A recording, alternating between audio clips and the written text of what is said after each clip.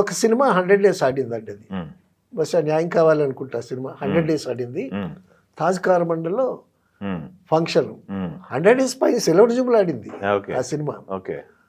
So dinner, మందు party అదంతా arrange చేశాడు. అరేంజ్ చేసిన తర్వాత మరి క్రాంతి కుమార్ అంటే అందరూ వస్తారు, అందరికీ ఇష్టడు క్రాంతి కుమార్ గారు. అవును కదా. ఎవరికైనా ఏదైనా ప్రాబ్లం వచ్చిందనుకోండి, ఆర్టిస్ట్తో ప్రాబ్లం వచ్చిందనుకోండి, చిరంజీవి కావాలనుకోండి, రాధిక కావాలనుకోండి, ఈయన్నే సంప్రదిస్తారు.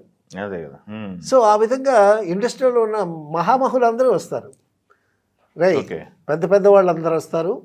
అందరూ మందు తాగేసిన తర్వాత, చక్కగా భోజనాలు చేసిన తర్వాత వాళ్ళందరినీ ఇంటి దగ్గర డ్రాప్ చేయండి. డ్రాప్ చేసిన తర్వాత అప్పుడు మీరు వచ్చి, ఇదిగో ఈ టేబుల్ మీద ఉన్న బాటిల్స్ అన్నీ మీవే,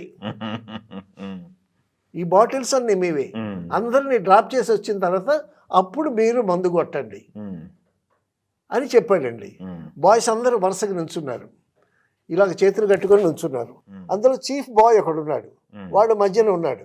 చీఫ్ బాయ్ ఏమన్నాడు, అలాగే సార్ అన్నాడు.